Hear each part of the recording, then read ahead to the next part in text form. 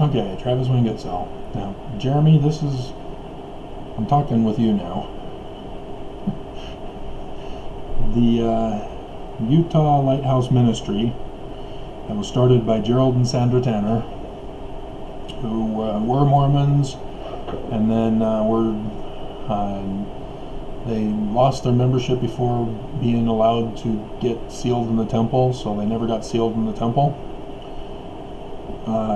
They developed this work, which is a collection of their whole stuff. Get the lighting out of the way. Let's show it on the ceiling, maybe? Okay, that works the best. Mormonism, Shadow or Reality. Big, thick book.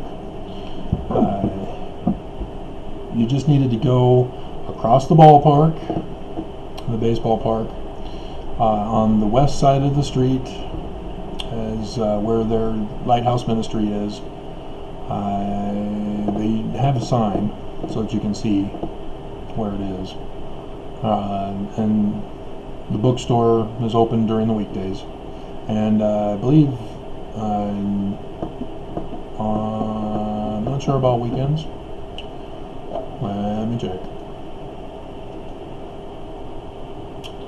Utah Lighthouse Ministry.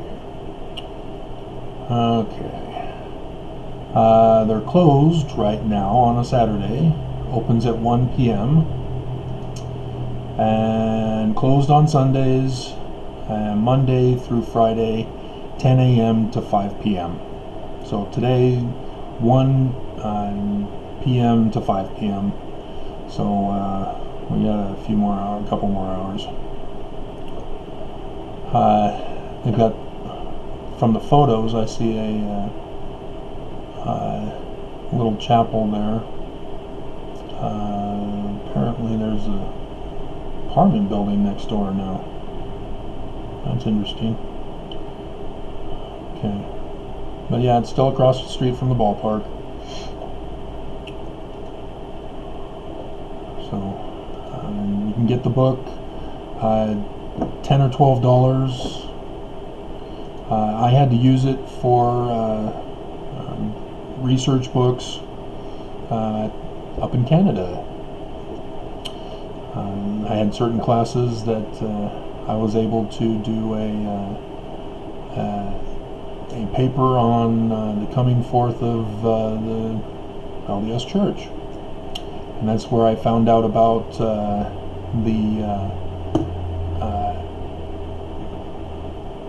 Joseph Smith's ancestor, I think grandfather, Junior's grandfather, who testified at Salem witch trials for a brother-in-law who wanted to put away his wife. But yeah, they were anti-witchcraft, and so yeah, sorry D. Michael Quinn, but you didn't do enough research. Alright, but yeah, there's like tons of stuff here. This should have given you, I mean, the contents on the first page, 19 different questions, or categories of questions actually. There's 38 sections, chapters, with an appendix, and it talks about who they are and how they got started. It's a great reference book. Even the church has acknowledged them as being a great resource for early church documents. They tried reverse psychology, didn't work. So, yeah. You also need to be aware that there was a linguistic study of the Book of Mormon, both with linguistics and with a computer program. It found that View of the Hebrews was not one of the plagiarized books. However, it was known to Oliver Cowdery and William Cowdery as they were in Ethan Smith's congregation of Congregationalists after the New Israelites ended abruptly, shall we say, and caused them to go back to the Congregationalist church there in the main city in Vermont. The Smiths had moved on, so they weren't there with Ethan Smith. But yeah, the Cowderys would have been familiar with it.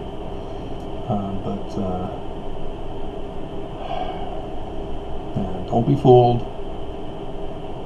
Don't be fooled. Don't be fooled. So just because the Cowderys were there in the same religion with Ethan Smith, understand that their first attempt with the Book of Mormon with 116 pages was to use the unpublished manuscripts of William Morgan. Martin Harris was smart enough to catch on that it was uncomfortable for him. Too much Freemasonry. He didn't like it and destroyed the manuscript. Refused to publish it, refused to participate. Went back to Palmyra.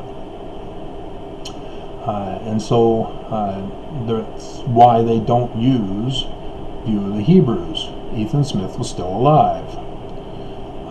Instead, Joseph knew, had met Sidney Rigdon, and so when Dad was about to lash him in the letter, Joseph was able to say, "No, Dad, don't beat me. I know Sidney Rigdon."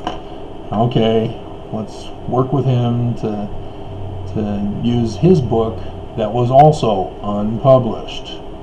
That's what they were doing. They were using unpublished works for the main template of the book, and then would fill it in with other plagiarized books for the code word, for the coding. The Late War, for example, the Brethren Adieu final discourse by the Scottish Rites Mason. All of it was put in there in that structural framework, and they made the deal with Sidney Rigdon to do it in that structural framework.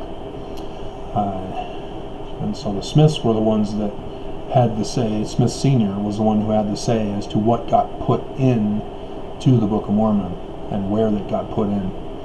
And that's while he was trying to get arrangements with Sidney Rigdon to make that deal, you can see that they were already working on the 116 pages to redo it using Joseph Smith Sr.'s dreams and Jewish mysticism that he learned, as well as an unprofessional plagiaristic use of the 1769 King James Version of the Bible, whereas all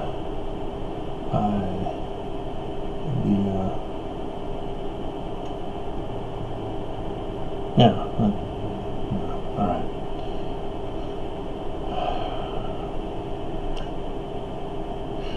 So,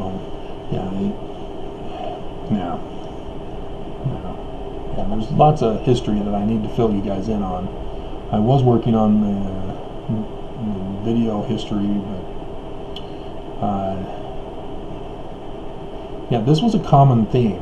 Solomon Spaulding also has these check marks, Jeremy. So that's what you're missing out on here. Is you're not doing your own research. If you did your own research, first of all, you'd be asking questions rather than saying, "Hey, this seems to match this." View of the Hebrews doesn't match the Book of Mormon, and the computer program said no, no. Other than saying the word Hebrew, no.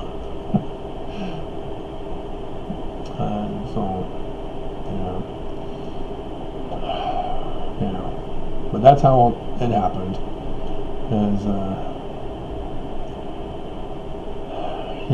They tried to use publications that they thought nobody knew of.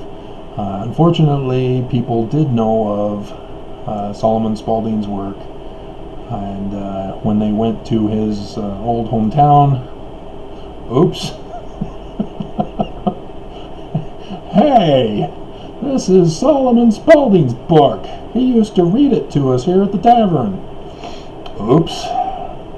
And so the one reporter comes into the town and saying, hey, have you guys heard about this Mormon group and Book of Mormon? And yeah, he stole it from Solomon Spaulding's book. He used to read it to us here in the tavern. And copied it. And Mormonism Unveiled is published, exposing the whole oops. So, it's important. Okay, here he gets to the late war. So, but, yeah. Oops. But no, View of the Hebrews was not part of the Book of Mormon. But there was a connection between Cowdery and Ethan Smith.